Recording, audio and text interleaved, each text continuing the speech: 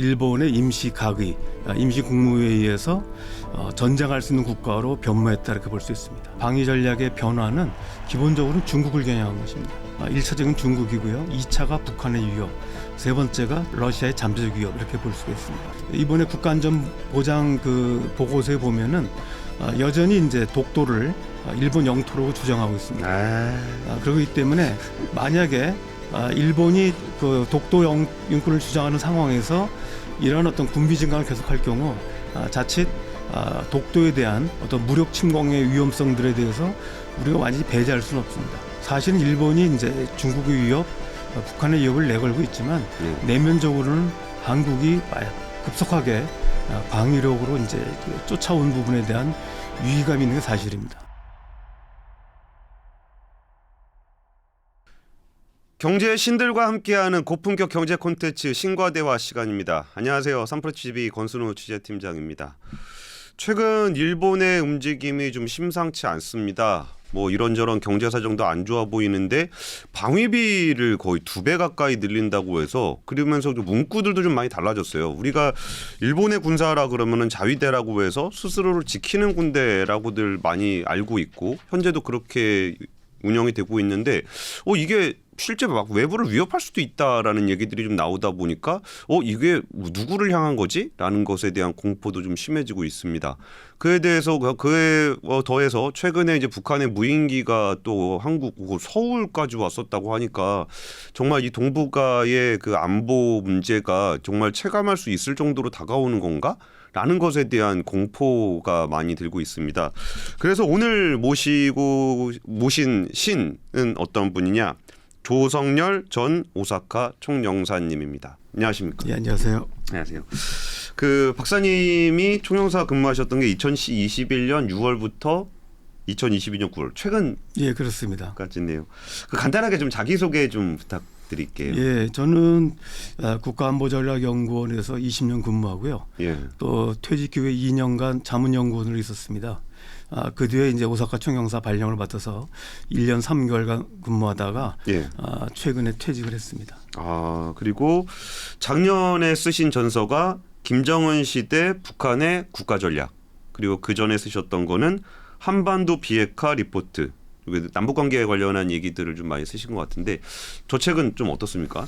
좀 재밌는 책인가요? 예, 내용은 실질적으로 정책 그 입안자들한테 도움이 되는 책입니다. 그래서 사실 일반 대중 읽기는 좀 어렵다고 볼 수 있고요. 다만 이제 북한 핵 문제를 풀기 위해서는 실질적으로 어떻게 되는지에 대한 아주 구체적인 정책적 대안을 제시한 책입니다. 그러게요. 사실 우리가 그렇게까지 전문적으로 세심하게 알 필요까지는 없겠지만 실제로 정책을 입안하시는 분들은 정말 디테일한 그 문구 하나하나 까지 좀 챙겨봐야 되기 때문에 김정은 시대 북한의 국가전략 그리고 한반도 비핵화 리포트도 저도 나중에 좀 참고해서 보도록 하겠습니다.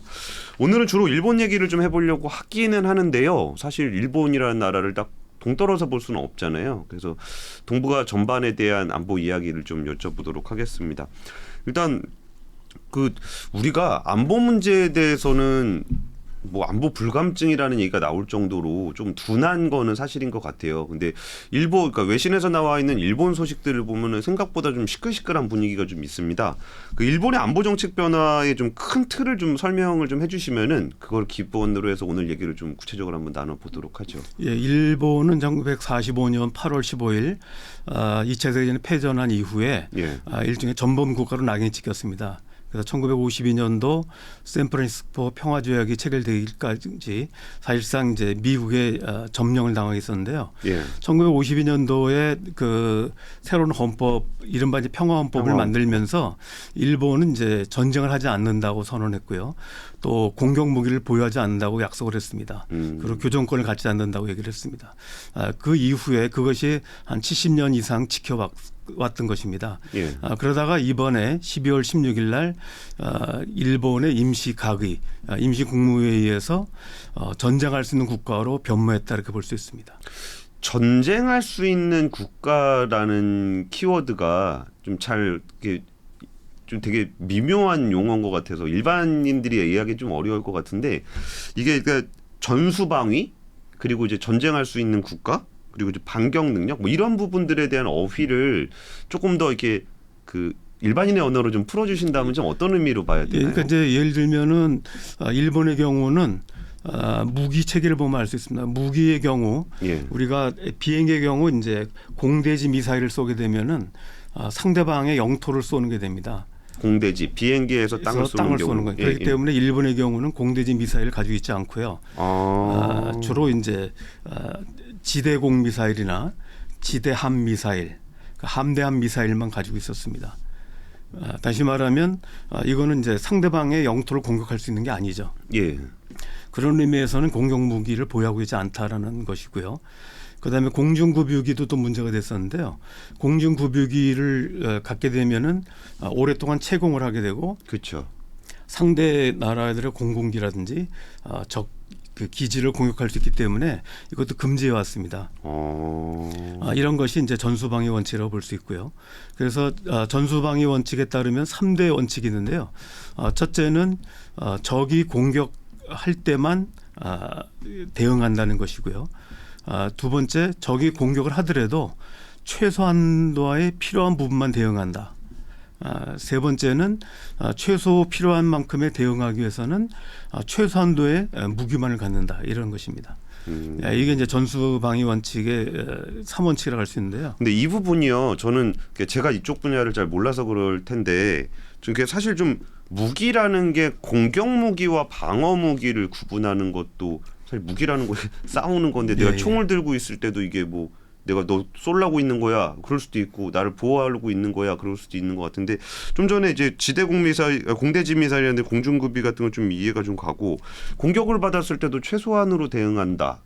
그 최소한이라는 거의 기준이 뭔지, 그리고 최소한의 무기만을 보유한다라는 것도 어느 정도가 최소한인지, 이런 상징적인 문구들이 실질적으로 이제 그 글로벌 사회의 약속이 되고 지켜질 수 있는 기준들인 거예요? 예, 그렇습니다. 그러니까 실제로 일본이 가능했던 것은 섬나라이기 때문에 그렇습니다. 섬이기 때문에 지대지 공격이 아니라 아까 말씀드렸듯이 이제 그 지대공이라든지 지대함만 가능했던 것이고요. 예. 또 하나는 이제 필요 최소한이라고 하는 것은, 만약에 외부에 적이 공격해 왔을 때 일본은 미국 한미동맹, 아니 미일동맹이죠. 예. 미군이 지원해 오기 전까지 지킬 능력을 갖춘다는 정도의 무기입니다. 그러니까 약간 애매하긴 하지만 나름대로 정의는 분명히 있는 것이죠. 그러니까 독자적으로 상대방의 국가가 핵무기가 아닌 재래식 무기로 공격해 왔을 때 이걸 퇴치할 수 있는 정도의 무력, 이렇게 얘기 정의하고 있습니다. 그래서 이 부분들이 이제 미군이 들어와서 이거를 완전히 퇴치할 때까지 그때 이제 능력을 얘기하는 것이고요. 이런 부분들이 이제 그동안 70년간 유지해 왔다고 볼 수 있습니다. 그러니까 누가 이렇게 공격에 들어오면은 내가 이렇게 반격을 한다 그러면서 방어라고 얘기하면서 그대로 쭉 밀고 가서 그 나라까지 가거나 그러는 게 아니고, 그런 건 아닙니다. 그리고 완전히 퇴치하는 것도 아니고, 그러니까 주요미군이 도착할 때까지 버티는 능력입니다.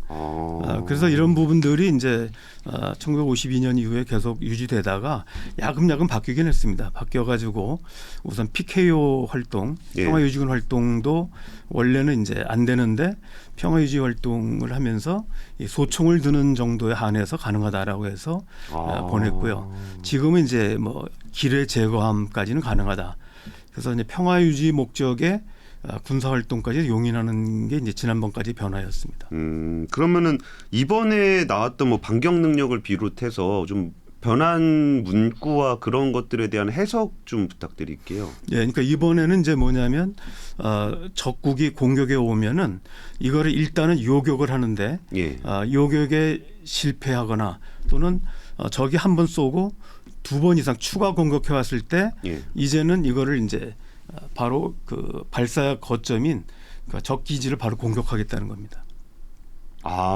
예전에는 방어하는 거 정도였다면 한 번 정도는 그냥, 그러니까 일단 한 번 와서 요격을 해 성공하면 되는데 그거는 이제 한 번의 경우는 이제 우발적일 수도 있기 때문에 근데 한 번, 2번 오게 되면은 이제는 요격 능력도 한계가 있겠지만 그 기지 자체를 이제 타격하겠다는 것입니다. 그래서 원래 그 2014년도에 처음 이 용어가 나왔을 때는 적기지 공격 능력 보유론이라는 용어를 썼습니다. 그러다가 공격이라는 말 자체가 헌법 위반 소지가 있다 그래가지고 용어를 이제 반격으로 바꿨을 뿐입니다. 조금 그러니까 일반인 입장에서 말장난 같긴 하네요. 뭐 공격이나 반격이나 적기지를 공격하는 거는 같은 얘기인데. 그래서 이제 우리 일반 언론에서는 이제 일본이 선제 공격 능력을 갖췄다라 얘기를 하는데 예. 그건 아니라는 거죠. 다시 말하면 적국이 먼저 공격 안 했는데 먼저 예방 전쟁 성격으로 먼저 공격하겠다는 얘기가 아니고요. 예, 예. 일단 한 발이라도 쏘게 되면 예, 예. 그 조짐이 있을 때는 이제 추가 발사의 위험이 있다고 느꼈을 때 공격한다. 저도 얼마 전에 그 얘기는 들었는데 이렇게 제가 좀 수상해 보여라고 하면은 뭐 공격할 수 있게 됐다 그랬는데 그건 아니라는 그렇죠. 그러니까 거죠? 수상하다 하더라도 첫 발을 안 쏘면은 아니고요. 첫 발 쐈는데 예. 다행히 요격을 했다 하더라도 예, 예. 두 번째 쏠 조짐이 있다고 했을 때는 그 적기지를 공격하겠다는 것이죠.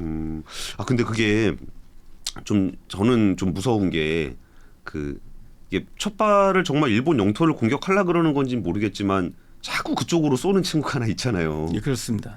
북한이 뭐 미사일 실험하고 뭐 그랬을 때 꼭 그쪽으로 해서 뭐 태평양으로 해서 넘어가는 경우가 있는가 하면 이제 동해로 떨어지는 경우도 있고 뭐 그랬을 때 이게 그런 경우에도 이렇게 보고서 일본 영토를 직접 타격한 건 아니지만 뭐 그럴 수도 있는 거 아니야? 뭐 이런 식으로 해석할 수도 있는 거예요? 그러니까 지금 북한이 이제 2009년도 대포동 1호를 비롯해서 예. 대포동 1호를 쏘다 보면 이제 우주를 향해서 쏘는데 예. 지구가 자전하다 보니까 이제 결국 태평양으로 넘어가게 됩니다. 그러니까 예. 일본 열도를 넘어가게 되는데 그게 한 5차례 정도 됐고요. 금년에도 한 2차례 정도가 일본 열도를 가로질러서 태평양으로 떨어졌습니다. 특히 이제 일본이 이제 문제시 삼는 거는 지난 8월 달이죠. 예. 낸시 펠로시 미 하원 의장이 대만을 방문하고 이제 일본으로 왔을 때 그때 이제 중국이 그 미사일 11발을 쐈습니다. 대만 해협을 넘어서요. 그 중에 이제 그 7발은 6발은 이제 이 중국이 주장하는 배타적 경제 수역 이내에 떨어졌는데 예. 나머지 5발이 일본이 주장하는 배타적 경제 수역으로 떨어졌습니다. 그래서 이거를 이제 일본이 강력하게 이제 항의를 했고요. 일본이 이제 중국 정부에 항의하고 예. 유엔에도 이제 항의를 했습니다. 물론 이제 중국은 이제 여기에 대해서 반발하고 있습니다. 왜냐하면 배타적 경제 수역은 중국과 일본 간에 아직 합의가 되지 않은 상황이기 때문에 예. 이거를 위반했다고 할 수 없다라고 하는 게 주장입니다. 그렇기 때문에 어쨌든 이제 일본은 바로 이제 그 북한의 탄도미사일 예. 또 중국의 탄도미사일이 자국의 영토를 영공을 넘어가거나 아니면 배타적 경제 수역에 떨어진 것을 문제 삼아서 여기에 대한 반격 능력을 갖추겠다라고 하는 문제 제기가 시작된 겁니다. 근데 지금 이제 중국 얘기를 좀 해주셨는데 우리가 일반적으로 생각을 해보면은 이제 미사일 자꾸 쏘는 거는 북한이고 우리한테 실질적인 군사 위협이라고 한다면 북한을 생각하게 되는데 사실 뭐 일본도 북한이랑 사이가 좀 안 좋기도 하고 근데 이번에 일본이 방위비를 좀 늘리겠다라고 하는 그 취지가 그 일본 내에서는 좀 어디를 염두에 두고 이런 정책들이 이루어지는 거예요? 그러니까 제가 볼 때는 우리 언론에서는 주로 이제 북한의 위협을 겨냥했다라고 많이 보도되지만 실제 이제 이번에 나온 세 개의 이제 안보 문서, 국가안보 전략, 국가 안전보장 전략하고 국가 방위 전략 예. 그리고 방위력 정비 계획 이 세 개의 문서가 있는데요. 예. 여기서 대부분 나오는 거는 이제 중국에 가는 겁니다. 그래서 아까 말씀드렸듯이 적기지 반격 능력 보유론이 발단이 된 것은 북한의 탄도미사일이 일본 열도를 가로지르는 게 시작이 됐지만 예. 실제 내용상으로 보면은 이게 이제 성격이 바뀝니다. 그러니까 이 국가안전보장 보고서라는 게 제일 먼저 나온 게 이 금년이죠. 금년에 이제 그 암살당한 이제 그 아베 총리가 예. 두 번째 임기 시작했던 2013년 12월에 첫 번째 일본의 국가안전보장 전략이라는 게 나옵니다. 예. 이때만 해도 제1순위는 북한의 위협이었고요. 두 번째가 이제 중국이었습니다. 중국에 대해서도 국제사회의 우려란 정도로 표현이 있었습니다. 그러나 이제 이번에 9년 만에 이제 개정된 보고서가 지난번에 발표가 됐는데 여기서는 이제 러시아가 추가됐고요. 우선순위가 바뀌었습니다. 그래서 첫 번째 우선순위는 중국이고요. 예. 두 번째가 북한, 세 번째가 러시아입니다. 중국에 대해서는 이 최대의 전략적 도전이라고 규정을 했고요. 북한에 대해서는 한층 중대하고 긴박한 위협이라고 규정했고요. 중국에 대해 러시아에 러시아에 대해서는 이제 방위상의 위협 요인 이렇게 표현해서 주로 이제 북방 영토와 관련된 위협 정도로 설정하고 있고요. 예. 그래서 주된 내용을 보면은 전부 다 대부분이 중국에 가는 겁니다. 특히 이제 아까 그 사회자도 얘기하셨지만 방위비를 5년 동안 거의 2배 가까이 늘린다고 했는데 그렇죠. 이 2배 가까이 늘리는 전력의 대부분이 중국을 겨냥한 무기들입니다. 북한을 겨냥한 무기도 없진 않지만 대부분이 중국을 겨냥한 무기고요. 그런 면으로 봤을 때 우리 국내에서 논의되는 것과 별개로 실제로 이제 대부분이 중국에 가는 것이다 이렇게 볼 수 있습니다. 그 일본의 안보 정책 변화를 좀 큰 틀에서 한번 설명을 해주셨는데 좀 구체적으로 보면은 이제 법제가 바뀐 거잖아요. 좀 법제 내용이 좀 어떤 식으로 바뀐 거예요? 그러니까 이번에 이제 3대 법제가 새로 바뀌었습니다. 예. 첫째가 국가 안전보장 전략이라는 보고서인데요. 큰 틀에서 이제 일본의 그 안보 전략을 설명한 거죠. 그래서 이거는 이제 2013년 12월에 첫 번째 보고서가 나왔고 이번에 두 번째 보고서가 나온 것입니다. 그래서 이번에 이제 일본이 앞으로 향후 최소 10년간 어떻게 갈 것인가를 이제 방향 지우는 예. 이 보고서라고 볼 수 있고요. 두 번째 보고서가 국가 방위 전략이라는 보고서입니다. 예. 그래서 이거는 이제 기존에는 방위 계획 대강이라는 이름으로 썼던 건데 예. 이번에 이름이 바뀌어가지고 국가 방위 전략이라는 부분인데요. 이거는 이제 앞서 말씀드렸던 부분이 이제 외교나 군사, 포괄적인 안보 문제를 다뤘다고 한다면 이거는 이제 방위에 대한 전반적 입장을 표명한 것입니다. 예. 예. 이 부분이 이제 이번에 새로 제정이 됐고요. 또 하나가 이제 통상적으로는 중기 방위력 정비 계획이라고 불렀던 것인데 예. 5년 5년 단위로 계속 개편됐던 겁니다. 예. 이번에는 이제 이름에서 중기가 빠져가지고요. 방위력 정비 계획이라는 이름으로 해서 2023년부터 2027년까지 향후 5년간의 방위력 정비 계획을 이제 밝힌 것입니다. 그래서 우리가 주로 이제 적기지 공격 능력에 관한 것이 이번 방위 안보 법제의 핵심 내용이라고 한다면 예. 맨 앞에 국가 안전보장 전략에서는 6차례 이 반격 능력에 대한 언급이 있었습니다. 그리고 국가 방위 전략에서는 7차례, 그리고 방위력 정비 계획에는 3차례 이게 들어가 있는데요. 여기서 앞서 말씀드렸듯이 핵심적인 내용은 통합 방위 계획이 있고요. 또 하나는 바로 이제 그 적기지 공격 또는 이제 정확한 표현하면 이제 적기지 반격 능력 예. 보유에 관한 이제 설명들이 있습니다. 그래서 미국의 MD와 연계시키는 체제가 논의가 돼 있고 또 하나는 그 적의 미사일이 왔을 때 공격이 들어왔을 때 어떻게 반격할 것인가 하는 이런 부분입니다. 그래서 앞서 말씀드렸듯이 토마호크 미사일 500기 정도, 그 다음에 12식 지대함 미사일을 사거리 200km짜리를 1000km로 늘리는 부분. 그 다음에 이제 이 일본이 이제 섬이 많기 때문에 이 섬 방어를 위한 그 고공 활공탄 개발, 초음속 미사일 개발 이런 것들이 이제 주요한 어떤 무기 개발 목표로 잡혀져 있습니다. 제가 이거를 그 신문에서 기사로 볼 때는 그냥 뭐 방위비를 늘린다, 뭐 반격 능력을 키운다, 뭐 이런 식으로 나온 건지 알았더니 그게 아니라 아까 이렇게 좀 국가안전능력 보고서, 방위전략 보고서, 중기 방위력 5년 단위 계획 이게 진짜 엄청나게 많이 나왔는데 그 안에서 바뀐 내용들을 분석해 보면 요런 거 바뀐 거구나 이런 거라는 그렇습니다. 거죠. 예. 이게 전문가가 아니면은 그 보고서 봐도 뭔지도 모르겠네요. 예, 그렇습니다. 그러니까 핵심적인 게 그러니까 우선 전후가 비교가 돼야 되니까 그 전에는 어땠는데 지금 어떻다는 게 나와야 됩니다. 그래서 지금 제가 아까 말씀드렸던 이런 무기들은 다 공격 무기거든요. 예. 그래서 일본은 이제 기존의 전수방위 원칙을 유지했기 때문에 일본의 공격이 들어오면 지상에서 공중을 공격하거나 예. 지상에서 함정을 공격하거나 아니면 비행기가 전투기가 배를 공격하는 이런 정도에 국한돼 있었습니다. 근데 예. 이번에는 이제 지상에서 지상으로, 공중에서 지상으로, 함정에서 지상으로 그래서 이제 적기지를 공격할 수 있는 부분이 포함되어 있다는 게 가장 큰 특징이고요. 그래서 기존에 그 일본의 안보 전략이 방패였다고 한다면 이번에 이제 물론 방패도 포함되어 있습니다만은 창도 들어가 있다라고 얘기하는 것입니다. 근데 이게 아무래도 북한을 상대로 하는 거하고 중국을 상대로 하는 것의 그 방위비가 많이 다를 것 같아요. 일단 거리도 좀 북한보다는 좀 멀고 그러면 이번에 방위비 증액하는 부분들의 무기를 만약에 뭐 방위 전략 무기들을 더 이렇게 구매하고 막 그런다면은 보통 어떤 식으로 이 방위 전략들이 좀 달라지게 되는 거예요? 그러니까 이제 이번에 이제 그 일본이 3단계에 걸쳐서 방위력을 증강하기로 했는데요. 예. 일단은 이제 2023년부터 2025년까지 한 3년간은 이제 주로 미국제 토마호크 순항 미사일입니다. 크루즈 미사일.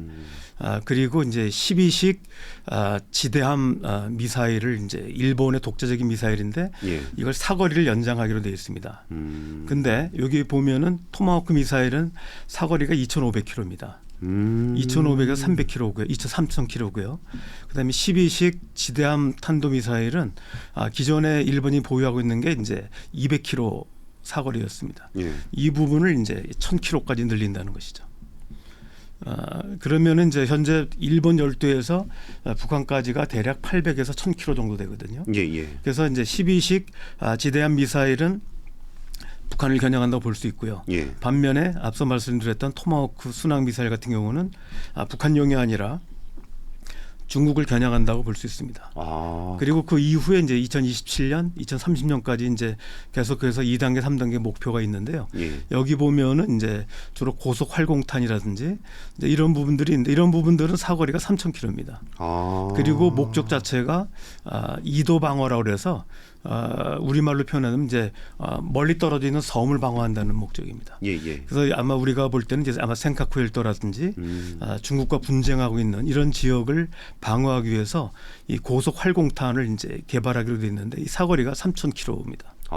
그 정도면은 중국 영토를 직접 공격할 그렇습니다. 수 있는 정도. 베이징이나 이런 데가 다 포함이 되는 것이죠. 그리고 또 하나 중요한 것은 이제 통합 방공 미사일 방어 시스템이라고 합니다.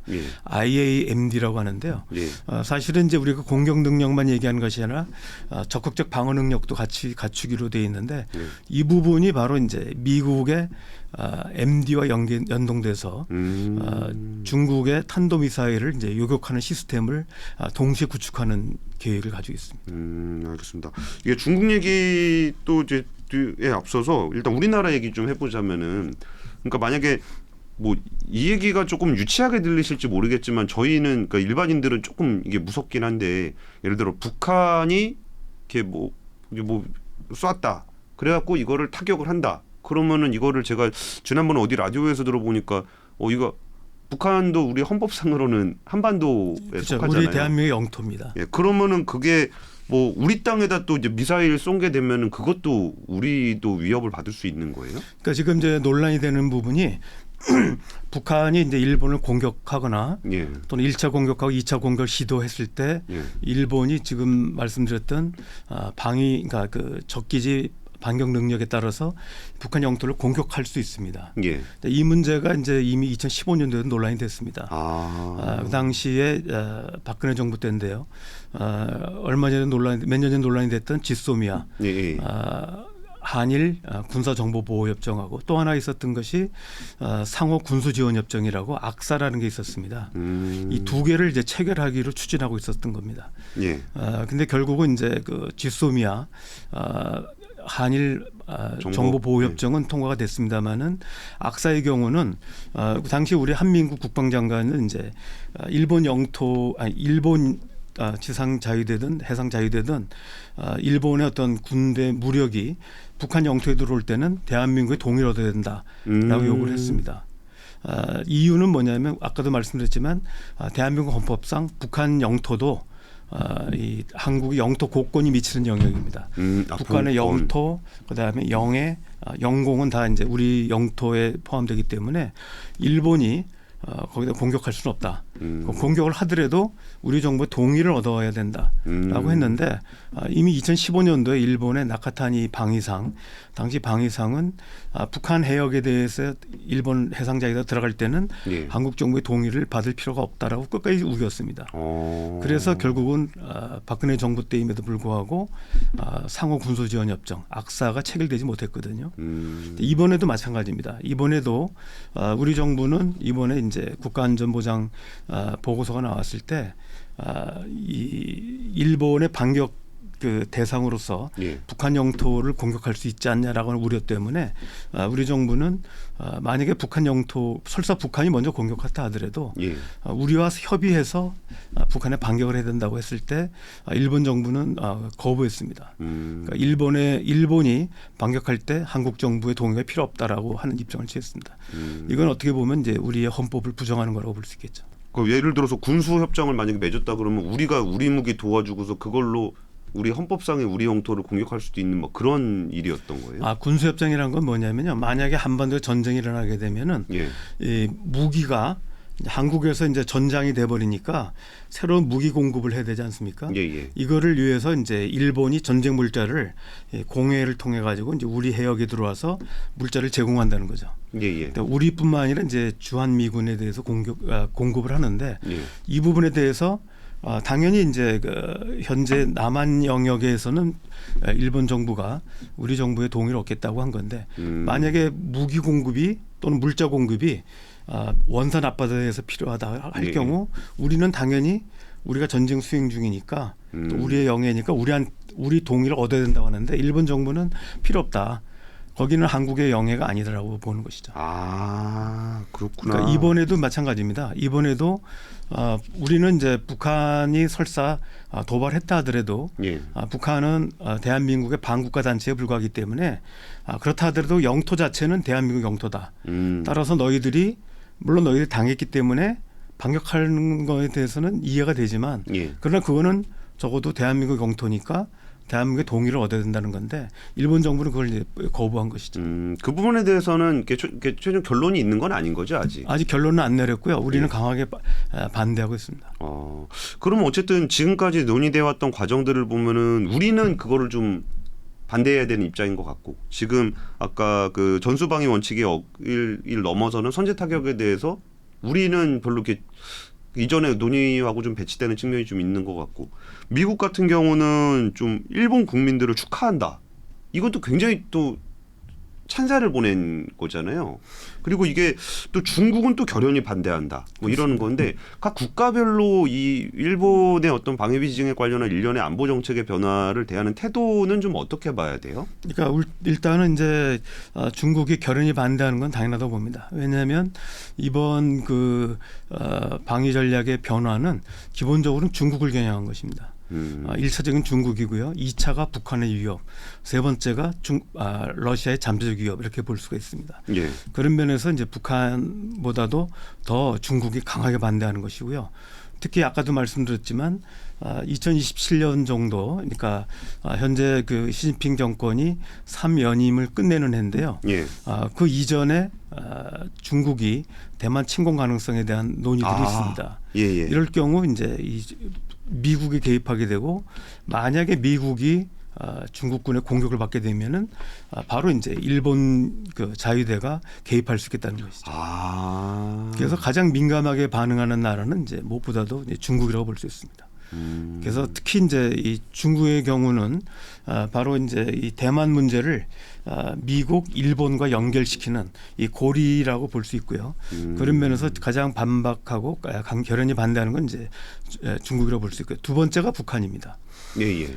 북한의 경우는 이제 실제로 표면으로 내세웠던 것은 당초에는 북한이었습니다. 그러니까. 그래서 국내에서 많은 전문가들도 많은 일반인들은 이제 이번에 일본의 방위 계획의 변환이 중국보다는 북한을 겨냥한 게 아닌가 하는데 사실 내용적으로 보면 이제 북한보다는 중국이 타겟이고요. 다만 북한의 경우도 공격 목표가 되죠. 그렇기 때문에 중국도 이제 중국이 못지않게 북한도 반발하고 있는 것입니다.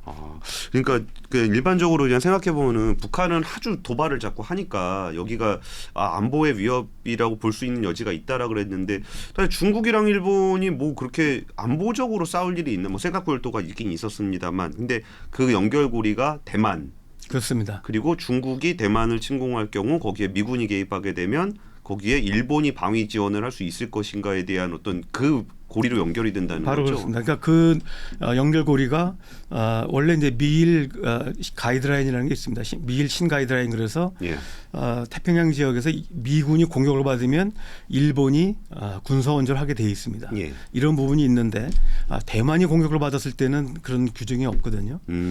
여기서 이제 미국은 대만과 미국 간에는 직접적인 안보 제약은 없습니다만은 대만과 미국 간의 협약에 의해서 현재 무기도 계속 지원하고 있습니다. 맞아요. 그리고 실제로 만약에 대만이 침공을 받게 되면은 아마도 미국은 개입할 수밖에 없다고 보는데 이때 이제 미국이 공격받으면 일본이 다시 일본도 들어오겠다는 것이죠. 그래서 이 연도가 좀 교묘하게 맞춰져 있는데요. 이게 이제 이번에 그 일본이 목표는 2027년입니다. 아까 얘기했던 그 저기랑 같은 그렇습니다. 해네요. 시진핑이 이제 3연임이 끝나는 해가 2027년이고요. 또 중국이 이제 중국 인민해방군이 창설된 지 100주년 된 해가 2027년입니다. 그래서 작년 10월 작년이 아니죠. 금년이죠. 금년에 있었던 중국 공산당 20차 당대회에서 시진핑 주석이 얘기한 부분이 바로 그겁니다. 그러니까 대만에 대해서 통일을 시도할 경우 좌시하지 않겠다고 한 것이고 그 목표 연도로 2027년을 상정하고 있습니다. 다 겹치네요. 그래서 이제 일본이 바로 이제 그 내년부터 해서 2027년까지 해서 바로 이번에 이제 방위비 목표가 결정된 겁니다. 그래서 금년도 기준으로 해서 일본의 방위비가 그동안에 이제 1% 그 상한선을 뒀었는데 이걸 이제 GDP의 이제 2%까지 가능하게 이제 잡혀져 있습니다. 어때요? 그 안보를 연구하시는 분들한테 이게 27년이라는 해를 둘러싸고 중국도 그렇고 일본도 방위비를 늘리고 있고 이런 게 실제로 그러니까 이거는 뭐 누구도 알 수 없는 문제겠지만 2027년까지 중국이 대만을 침공을 할까요? 그러니까 우리가 이제 일반적으로 침공 그러면 이 몇 가지가 있는데요. 그러니까 전면적 침공이 있고요, 제한적 침공이 있습니다. 그러니까 지금 전면적 침공 가능성은 그다지 높지 않습니다. 왜냐하면 물론 배제할 수는 없습니다만은 전면적 침공을 할 경우는 지금 미국이라든지 일본이 개입되고 자칫하면 제3차 세계대전으로까지 비화할 수가 있습니다.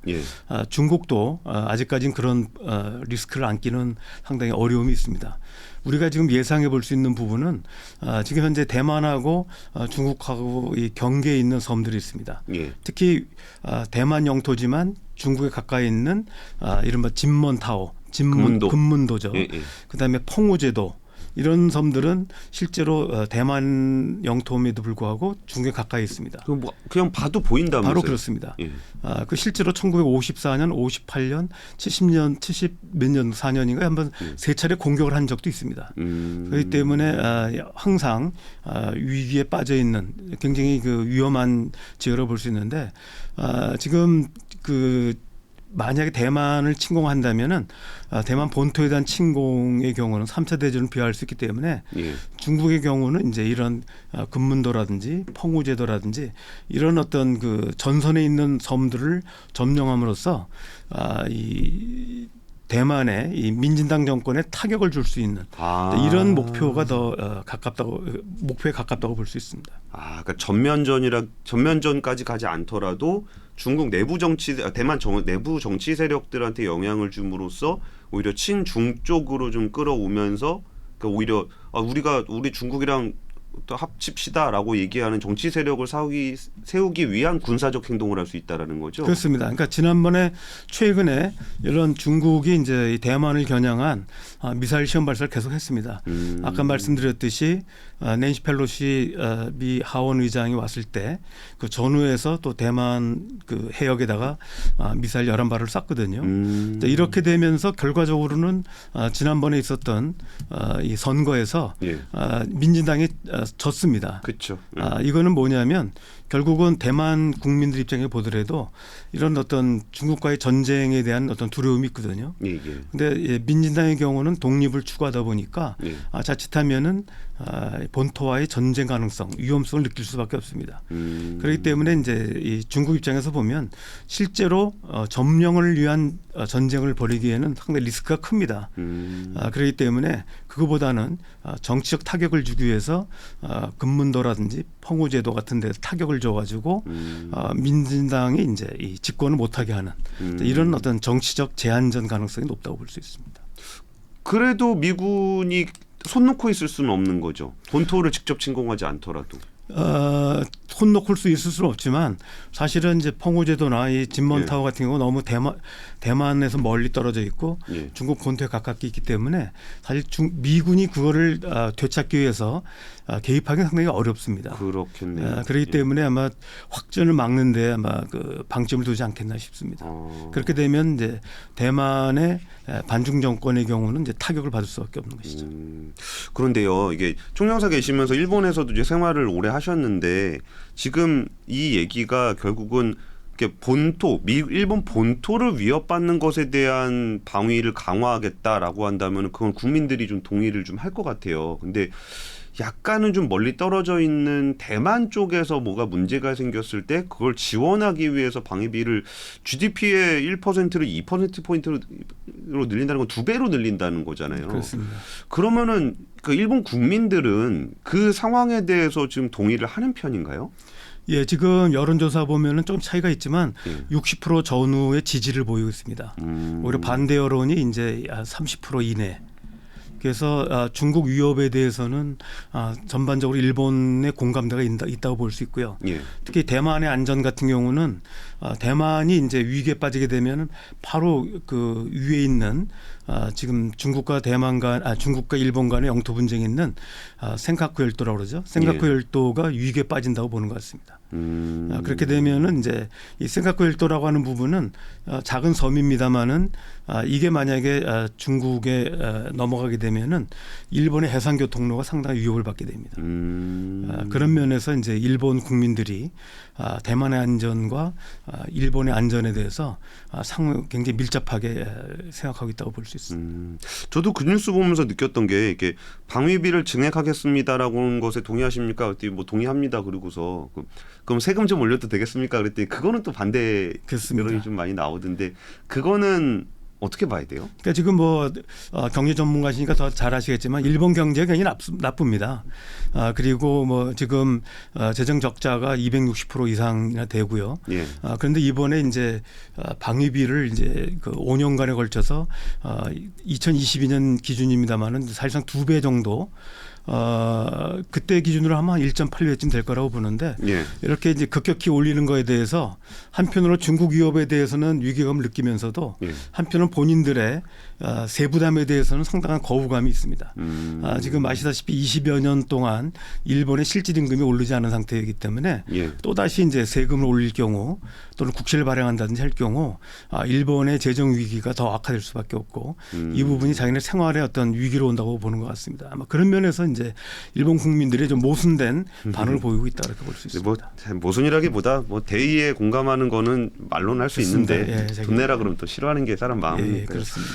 근데 그게 이 부분에 대해서 한국은 좀 어떻게 반응을 좀 해야 되는 거예요? 그러니까 명분상으로 보면은 이제 북한을 타겟으로 하고 있긴 하지만 정말 1차 타겟은 중국이라고 한다면 그러니까 우리나라 정부는 일본이 방위비를 이렇게 늘리는 것에 대해서 좀 사실 우리나라하고 일본 사이가 이렇게 좀 이렇게 편하지만은 않잖아요. 근데 한쪽에서 옆에 국가가 그때 박사님 쓰신 표현에 보면은 그 불편한 이웃이라는 표현을 쓰셨는데 그 불편한 이웃이 방위비를 늘린다라는 것을 우리는 좀 어떻게 바라봐야 될까요? 글쎄 일단 일본 정부가 자체 결정에 의해서 방위비를 늘리는 것에 대해서는 우리가 뭐 이렇다 말할 수는 없을 것 같습니다. 실제로 우리나라의 경우도 사실 뭐 일본이 GDP 1% 이내의 방위비를 올렸을 때 우리는 이제 뭐 많을 땐 2.8%에서 3.5%까지 꾸준히 올렸거든요. 그렇기 예. 때문에 일본의 방위비 증강 자체에 대해서는 우리가 뭐라고 할 수는 없고요. 다만 일본이 그 늘린 방위비 가지고 공격 무기를 구입하고 또 이런 부분들이 이제 한반도에 영향을 미칠 때 예. 그때 우리가 이제 문제 제기를 할 수 있습니다.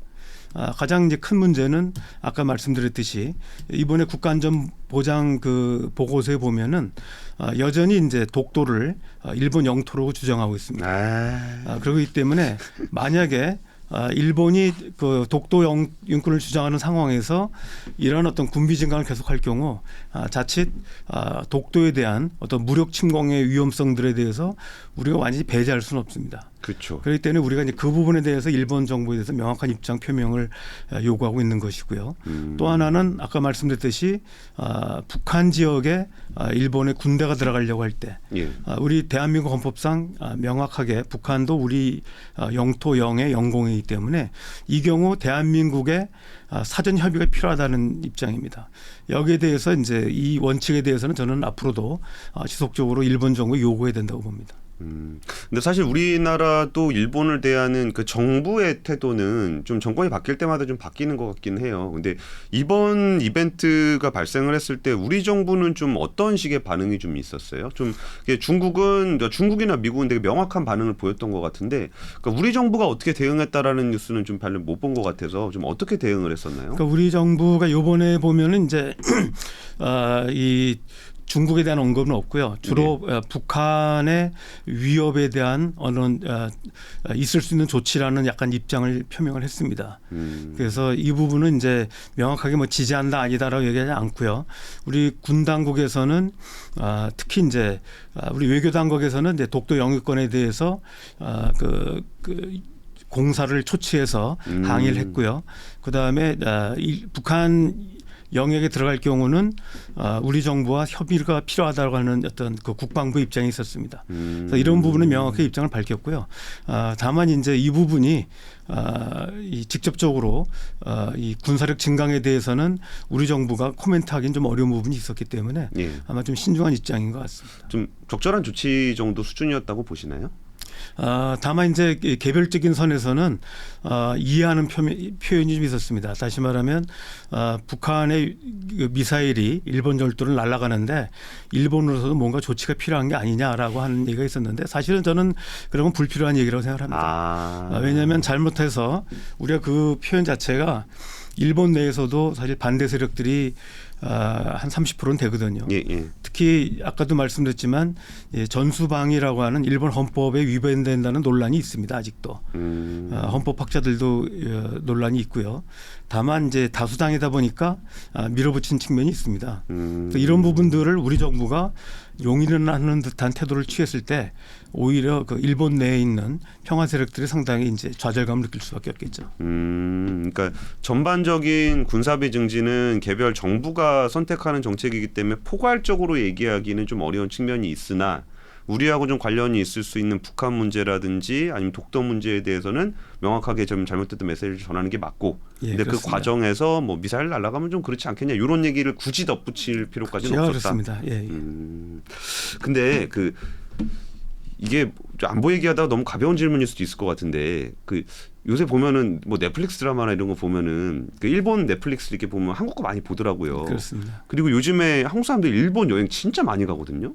그러면은 뭐 정치인들은 좀 이렇게 표면적으로 막 싸우고 막 그럴 수밖에 없을 것 같긴 한데, 그러니까 일본 전반적으로 한국에 대한 인식은 좀 어때요?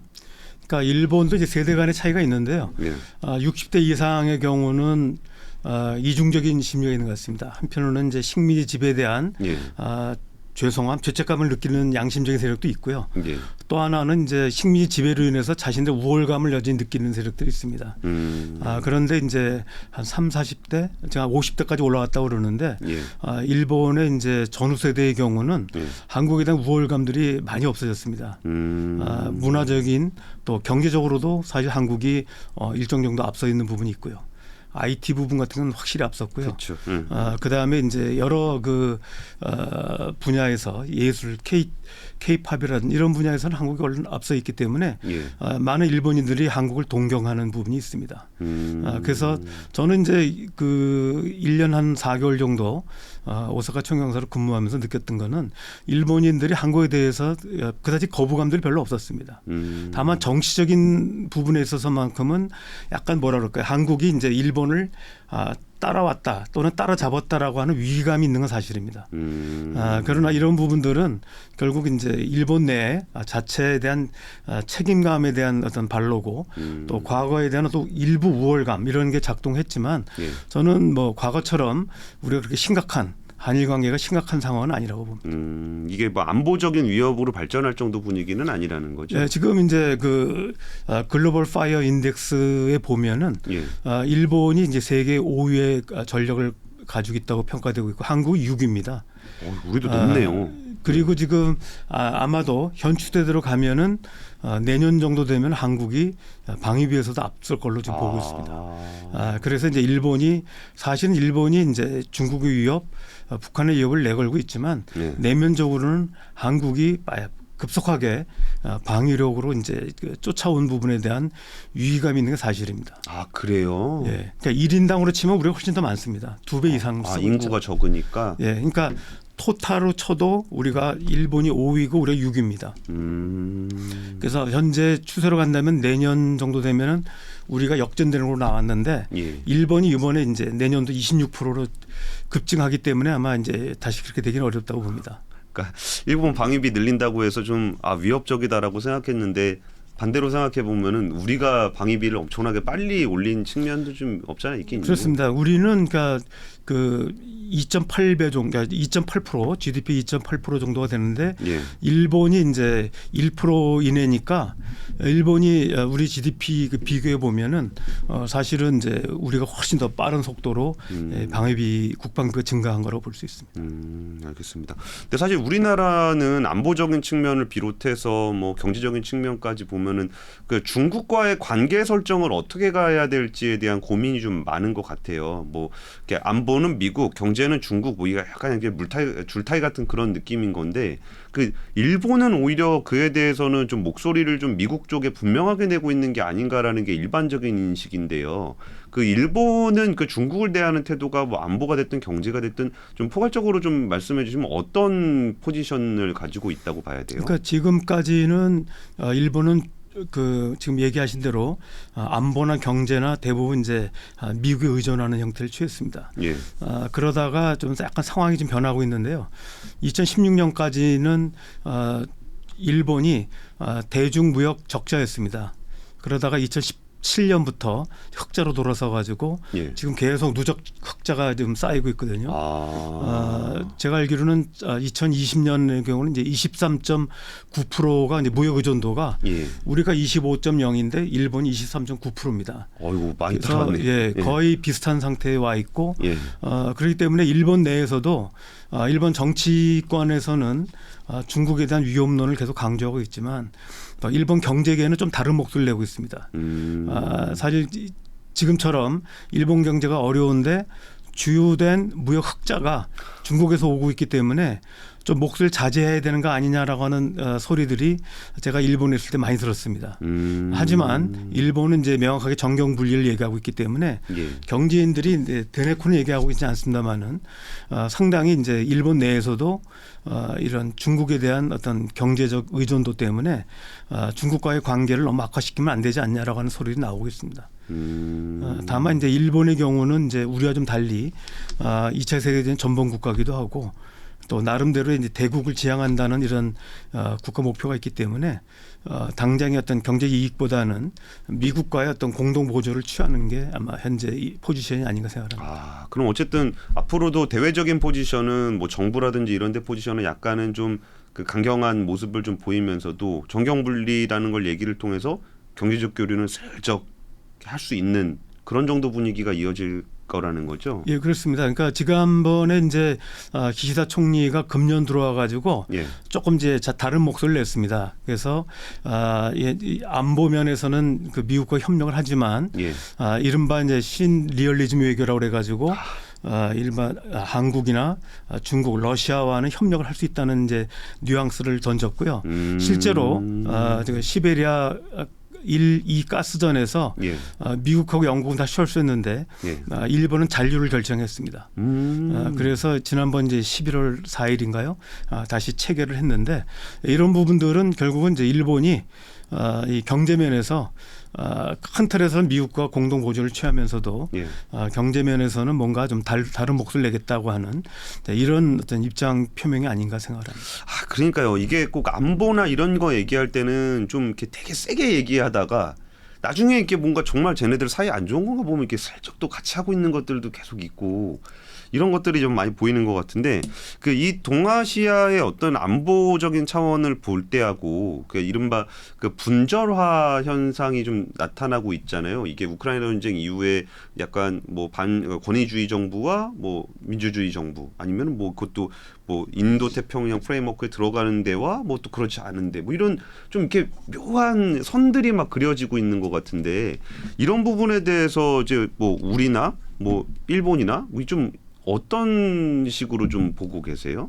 지금 일본은 이제 기본적으로 안보적인 틀에서는 미국과 같이 가겠다는 것이고 예. 중국의 부상을 어떤 형태든 간에 막아야 된다는 이제 강한 입장을 가지고 있는 것 같습니다. 이번에 나와 있던 세 가지의 안보 법제도 예. 결국은 중국을 겨냥한 것은 틀림없습니다. 그 방위비도 대폭 증강하고요. 예. 그럼에도 불구하고 일본이 결코 경제가 이제 녹록지 않습니다. 그렇기 때문에 경제 면에서는 미국이나 미국에만 의존하는 것이 아니라 중국과의 협력 관계 계속 유지하겠다고 하는 이런 입장을 취하고 있습니다.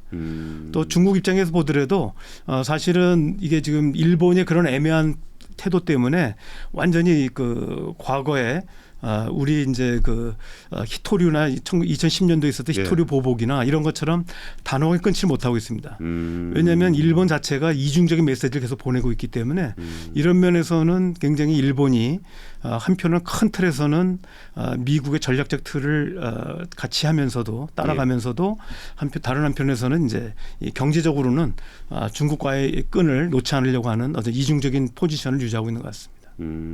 이번에 그 우리나라 정부에서 인태 전략 발표를 했었잖아요. 근데 이게 딱 인태 전략이라는 게 우리나라가 전략을 발표한 거니까 뭐 어찌 보면 우리나라 입장인 것 같으면서도 지금 뭐 인도 태평양 경제 프레임워크 같은 경우는 미국에서 또 주도하고 있는 게 또 있고 거기에 뭐 CPTPP라든지 RCEP이라든지 또 되게 여러 가지 국가들이 좀 같이 있는 측면이 있는데 우리나라 인태 전략에 대해서는 좀 어떻게 보세요? 그러니까 기본적으로는 이제 인태 전략이라고 하는 것 자체가 2007년도에 일본에서 안보 다이아몬드 개념으로 나온 것이고요. 이제 아베 1기 때 나온 것입니다. 그다음에 2013년도에 아베 2기 내각이 출범하면서 인도 태평양 전략으로 이름이 바뀌었습니다. 이것을 이제 미국이 2017년도에 수용을 한 것이죠. 그래서 기본적인 틀은 일본이 이제 제안하고 미국이 수용해서 확장된 부분이라고 볼 수 있고요. 예. 이 부분에 대해서 이제 유럽 국가들도 인도 태평양 전략을 이제 받아들이고 있습니다. 그런 면에서 뭐 우리 정부만 인도 태평양 전략을 이제 완전히 배제할 수는 없다고 봅니다.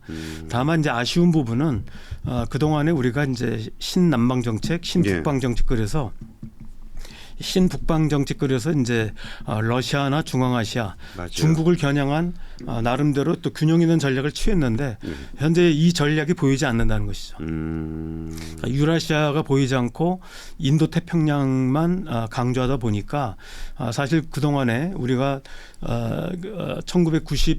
90년에 이제 러시아랑 수교하고 92년도 중국하고 수교한 이후에 30년간 지속되었던 북방 정책이 사실상 보이지 않는다는 것입니다. 그런 면에서는 좀 아쉬운 점이 있습니다. 그런 것 같아요. 저도 이게 인태 전략 보다가 뭐 인태 전략의 뭐 표현들, 그러니까 원래 저는 안보나 외교 표현들을 항상 좋은 표현만 쓰니까 이걸 면밀하게 구분은 잘 못하겠는데, 근데 어쨌든 그러면은 이전 정부에서 했던 뭐 신남방 정책은 폐기를 한다는 건가? 뭐 북방 정책은 뭐 없앤다는 거야. 어떻게 매칭을 시켜서 봐야 되는지 잘 좀 모르겠. 있더라고요. 그 신북방 정책은 사실은 북방 정책은 노태우 대통령 때 시작을 한 것이고요. 신북방 정책은 이제 문재인 정부가 했고 또 박근혜 정부 때 유라시아 정책, 또 이명박 정부 신아시아 정책 그래서 줄곧 이어져 왔던 정책의 흐름입니다. 30년간 유지했는데 이번에 이제 현 정부 들어와서는 보이지 않는다는 것이고요. 지난 이제 문재인 정부 때 처음 등장한 것이 신남방 정책입니다. 그래서 상당한 성과를 거뒀다고 평가하고 있고요. 근데 이번에 인도 태평양 전략은 기본적으로는 신남방 정책을 이제 끌어안는 것입니다. 근데 내용을 쭉 보면은 신남방 정책이 기본적으로 우리의 독자적인 신남방 정책과 미국의 인도태평양 전략의 이 공통성에 기초해서 협조해서 풀어나간다는 방향이었다고 한다면 지금은 우리가 우리의 신남방 정책은 지금 사라지고 미국의 이 인도태평양 전략에 편승한 형태가 되어 있습니다. 그러다 보니까 이제 이번에 나온 그 보고서 내용을 쭉 읽어봤습니다. 거기 보면은 주로 이제 이 안보적인 측면을 강조하는 것이죠. 그러니까 신남방 정책은 사실상 거의 이제 경제적인 측면이 강조가 돼 있었던 것이고요. 안보 문제는 아세안의 경우는 이제 거의 뭐 반반 정도로 해서 중국과 우호적인 국가도 있고 또 중국과 대립적인 국가들이 있습니다. 그러다 보니까 안보 문제는 굉장히 조심해서 다뤘습니다. 근데 이제 이번에 우리 정부가 발표한 인도 태평양 전략의 경우는 굉장히 그 안보를 강조하고 해상 교통로를 강조하는 그리고 비중에 있어서도 중국을 언급은 했지만 사실은 미국, 일본을 이제 앞세우고 있고 중국에 대해서는 어떤 우호적 협력 국가 정도로 약간 지위를 낮춘 부분이 있습니다. 그래서 이거는 이제 아마 안보를 강조하기 때문에 그런 모습이 나타난 게 아닌가 싶습니다. 알겠습니다. 장 시작 전부터 종료까지 쏟아지는 수많은 뉴스와 정보들. 이 중에서 어떤 것이 투자에 정말 도움이 되는 정보일까요? 3프로의 증시 셔터맨 박근영 마스터가 직접 정보를 선별하고 투자의 힌트를 드립니다. 시간도 아끼고 투자 아이디어도 얻는 시간, 박근영 부장의 마켓 힌트와 함께 하세요. 12월 31일까지 할인된 가격으로 이용하실 수 있습니다. 자세한 사항은 3프로TV 앱과 홈페이지를 확인하세요. 그 다양한 한국과 일본, 중국을 비롯한 동북아시아에 대한 이야기들을 좀 나눠봤습니다.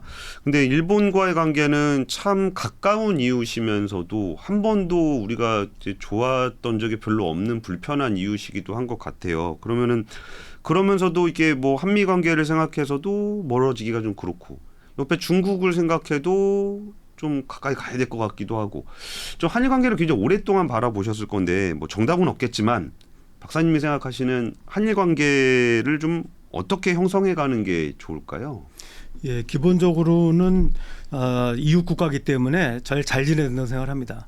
그리고 우리 조상들도 꼭 잘 지내오려고 했는데 문제는 이제 일본이 끊임없이 힘이 커지면서 이 대륙으로 진출하려고 하다가 이제 임진왜란도 있었고 또 이 우리의 비극이었던 그 청일 전쟁이나 또 여러 가지 이제 러일 전쟁 그리고 이제 식민지 지배까지 있지 않았습니까?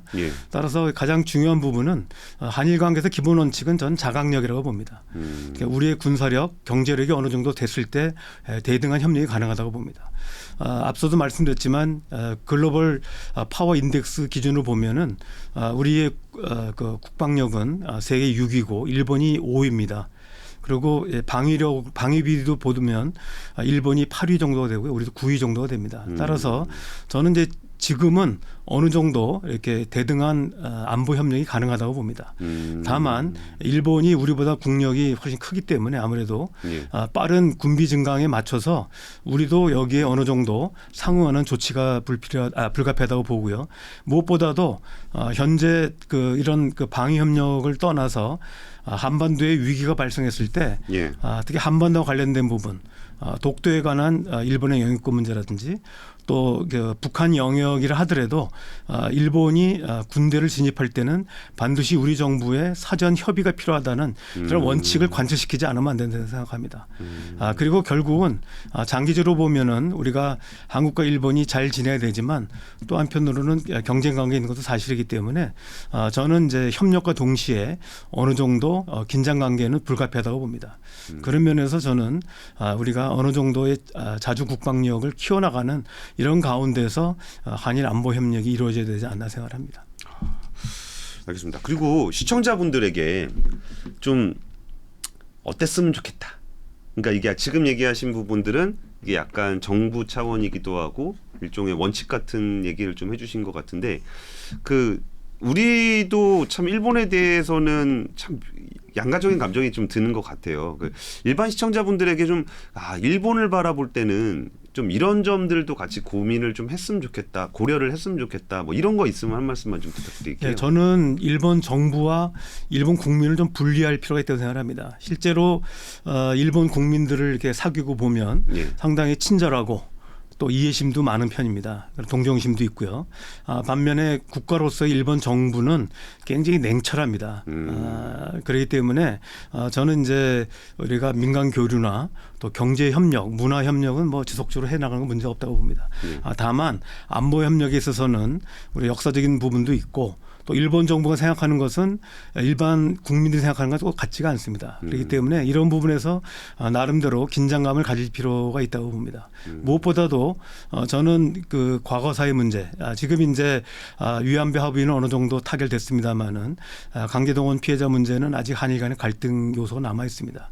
이 부분을 너무 무리하게 서두르다 보면 다시 또 한일 간의 갈등이 생길 수가 있습니다. 저는 그런 면에서 본다면 갈등 문제는 어느 정도 봉합하는 선에서 놔두더라도 지속적으로 저는 민간 교류, 그다음에 경제, 사회 교류, 문화 교류를 해나간다면 저는 어떤 이 현재 국가 간의 갈등 요소는 상대적으로 축소되고 이 문제는 한일 간에 장기적으로 해결된 과제가 되지 않을까 생각합니다. 그런 면에서는 이제 우리가 너무 이렇게 일본을 적대할 필요도 없지만 또 그렇다고 해서 과거를 잊고 무조건 현재만 바라보고 할 수는 없다고 생각합니다.